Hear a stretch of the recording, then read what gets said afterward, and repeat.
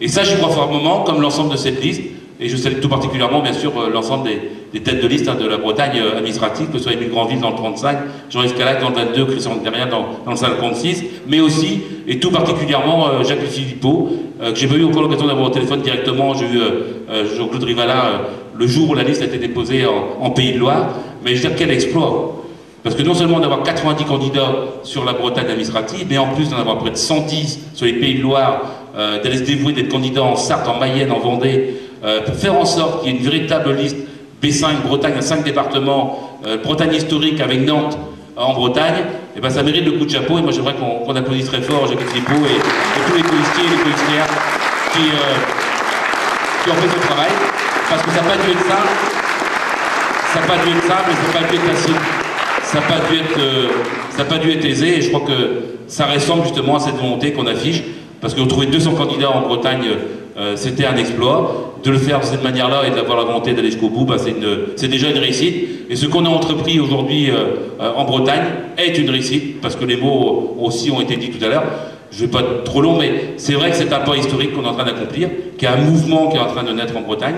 Et pour celles et ceux qui font les marchés, ceux qui vont tous les jours au contact de la population, ils se rendent compte que ce qu'on est en train de leur proposer, de proposer à la population bretonne, correspond véritablement aux attentes de la société bretonne. On le sent sur le terrain. Car la politique, c'est pas uniquement, même si bien sûr en grande partie elle est composée de cela, c'est de conviction, du pouvoir d'agir, de réaliser des choses au nom des gens, pour eux, mais il y a aussi ce qu'on appelle un peu le feeling, le nez. Et je peux vous dire sincèrement que ce qui est en train de se mettre en place en Bretagne, et c'est aussi pour cela que nos adversaires, ceux qu'on n'attendait pas d'ailleurs, sont en train de nous taper à bras raccourcis aujourd'hui sur la figure, c'est parce qu'ils savent que ce qu'on a entrepris ensemble, avec le Parti breton, je remercie aussi tous les membres du Parti breton qui sont mis dans cette dynamique de constitution de la liste Nous-te-faut en Bretagne, et puis de l'Alliance écologiste indépendante qui nous a rejoints, et qui aujourd'hui est également a de nombreux représentants sur cette liste, avec des gens de sensibilités différentes, d'opinions qui ne sont pas toujours les mêmes. Mais on sent un programme sain qui s'est mis en place et qui permet justement de répondre concrètement aux aspirations des Bretonnes et des Bretons. Qui parle de l'emploi aujourd'hui en Bretagne? Quasiment personne. Il y a 20% de chômeurs en plus en un an en Bretagne. Je crois que le chiffre officiel c'est 26%. Rien n'est entrepris dans ce domaine. Et ce qui n'est pas acceptable que, d'un côté, je vous le disais par rapport à l'UMP et ses réponses qui ne sont pas des vraies réponses parce qu'il n'y a pas d'ambition pour la Bretagne, mais qu'en même temps, notre président sortant soit resté dans cette gestion qui n'ait pas eu d'ambition pour la Bretagne. On l'a bien senti. On l'a bien senti sur les dernières réponses qu'il a pu faire. Et quand je parlais tout à l'heure du sentiment qui s'effilochait, moi j'en étais presque meurtri. Parce qu'on n'est pas élu pour ça. Quand on est élu, c'est pour agir. Et au nom des convictions et du programme, des propositions pour lesquels on s'est battu, lesquels on était sur le terrain auprès des gens pour leur dire ben voilà ce qu'on nous on voudrait pour la Bretagne, et les gens vous ont donné cette possibilité d'agir en leur nom. Et quand j'ai vu au fil du temps qu'on renonçait à peu près à tout, quand on nous a donné même la possibilité de la réunification, vous vous souvenez, c'était à peine il y a 1 an et demi, j'ai entendu moi des copains du conseil régional qui étaient dans la majorité, qui ont dit bah ce sera pas pour ce coup-ci, ce sera pour la prochaine fois. On avait déjà abandonné le combat. On a abandonné le combat pour la langue bretonne de la même façon en disant bah ouais, il n'y a pas de loi, la France refuse de voter une loi dans son Parlement, donc bah tant pis, on reverra ça plus tard. Dernièrement, dans la presse, Jean-Yves Le Drian nous explique que le plan concernant les algues vertes, ramasser les algues vertes en mer plutôt que traiter le problème à la source et en amont, bah c'est le plan qui est proposé par le gouvernement est un bon plan. Moi j'ai fait tomber de ma chaise. Quand je lis ce qu'il écrit dans le Télégramme il y a à peine une semaine, c'est lundi dernier, pour nous dire que concernant Notre-Dame-des-Landes, on peut comme se poser la légitimité, la pertinence de ce projet qui date depuis 30 ans et qui va rajouter une fracture territoriale à une Bretagne qui n'en a pas besoin. Quand je lis que Le Drian nous explique qu'en fin de compte, ce n'est pas son problème, c'est le problème de la région d'à côté,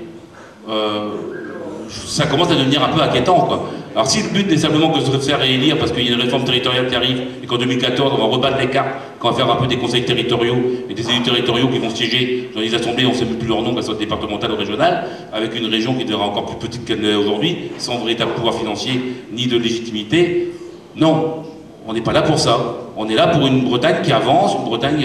entreprenante, c'est le mot qu'on a trouvé entre nous, parce qu'il faut répondre aux questions du chômage, il faut répondre aux questions de formation des jeunes, parce qu'on veut lancer un grand emprunt breton pour relancer l'économie, pour les PME, les PMI qui sont les premières créatrices d'emplois en Bretagne, parce qu'on a envie que demain on puisse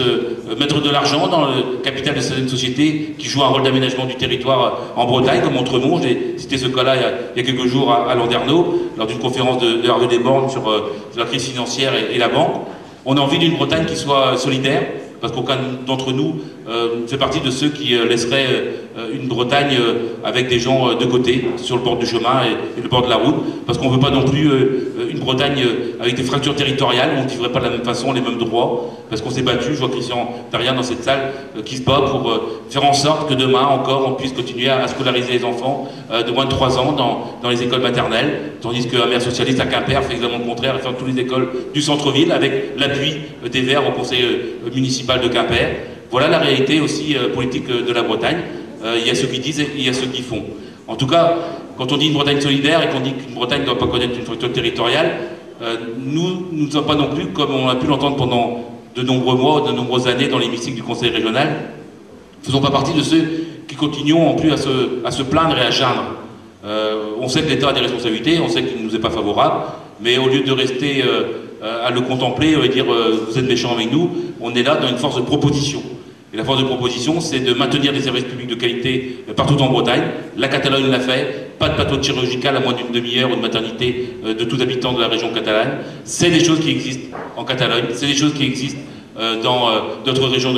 d'Europe. C'est des choses qu'on pourrait mettre en application ici, bien sûr, également en Bretagne, si on nous donnait les possibilités, ou même, parce que je ne suis pas d'accord non plus avec ces phrases qui sont souvent prononcées, qui nous disent que parce qu'on n'a pas la compétence, qu'on n'a pas le droit d'avoir une politique. Qu'on n'a pas la compétence en région Bretagne, on peut au moins avoir une politique, s'opposer et construire une autre politique en contre-proposition à celle qui nous est imposée par l'État. Et ça, c'est aussi des réponses concrètes qu'on peut apporter dans le domaine de la solidarité. D'abord, gérons nous-mêmes notre territoire en Bretagne, faisons en sorte que cette fracture n'existe pas, faisons en sorte de garder cette Bretagne polymorphe, de petites communes, de communes moyennes, de villes moyennes, de grandes villes aussi, parce qu'il faut des grandes villes, mais qu'il n'y ait pas de fracture entre toutes ces villes-là. Faisons en sorte aussi que la Bretagne soit écologique, parce que les temps où on ne respectait pas l'environnement sont révolus, heureusement. Les Bretons en avaient conscience depuis longtemps, mais je crois que sans aucun doute, les drames, parce qu'il en s'agit d'un, la mort d'un cheval dans les algues vertes, je crois que ça a choqué l'opinion, comme les 2 chiens qui étaient morts précédemment, et que la sonnette d'alarme a été tirée définitivement, parce qu'il faut une Bretagne qui respecte son environnement, dans un cadre de vie qui soit préservé, avec une identité culturelle forte, avec ce désir de vivre en commun, je crois, tout simplement, quand je parlais tout à l'heure de terre collective, parce que c'est ce qu'est la Bretagne en premier lieu, par son maillage extraordinaire et son identité, et c'est ce que nous voulons nous aussi continuer à mettre en avant avec son cadre de vie et son environnement. Et puis la Bretagne, il faudra sans aucun doute, parce que c'est le début d'une histoire et d'une aventure qu'on est en train de mener ensemble, parce que, comme je disais tout à l'heure, ça se sent que cette opération et ses premiers pas vont réussir, parce que nous ferons, et la surprise sera là, d'ailleurs, pu le constater peut-être dans la presse, de plus en plus, aujourd'hui, la liste Nous te ferons Bretagne est mise en avant. Hier, c'était l'Express et Le Point qui sont passés sur le marché à Châteauneuf-du-Fou. Nous sommes invités désormais aux émissions de télé, que ce soit France 3 ou les autres émissions, Ouest France et Télégramme, les grands médias régionaux nous donnent la parole régulièrement. Je crois qu'il y a là une possibilité réelle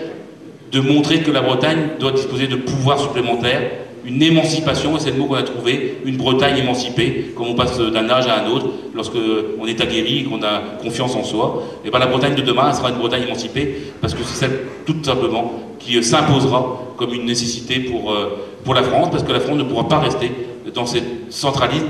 dans ce jacobinisme, parce qu'elle ne pourra pas vivre qu'avec des états-majors parisiens, décidant pour les Bretonnes et les Bretons ce dont ils ont besoin, alors qu'eux-mêmes sont capables de construire leur propre avenir. Bretagne entreprenante, Bretagne solidaire, Bretagne écologique et Bretagne émancipée. 4 mots qui claquent au vent comme Nous te ferons Bretagne. Un poème, c'est la première fois aussi qu'une liste reprend un vers d'un poète. C'est aussi parce que, tout simplement, nous avons cette sensibilité des choses qui sont belles et du beau en général, pour faire en sorte avec vous toutes et vous tous, qu'on continue à avancer du même pas pour cette Bretagne qui nous est tellement chère au cœur et dont on sait qu'au 14 mars, la réponse que les Bretonnes et les Bretons vont nous donner sera celle d'un score qui va surprendre plus d'un, parce que nous n'avons pas l'habitude d'annoncer des choses que nous sentirions pas nous-mêmes, des choses que nous vivrions pas nous-mêmes, des choses qu'on ne sentirait pas au plus profond de notre être. il y a une Bretagne en marche. La Bretagne en marche, c'est nous te ferons Bretagne, et nous gagnerons le 14 mars, et vous verrez que les scores vont être excellents, parce qu'on va continuer à aller en avant, se battre tous ensemble,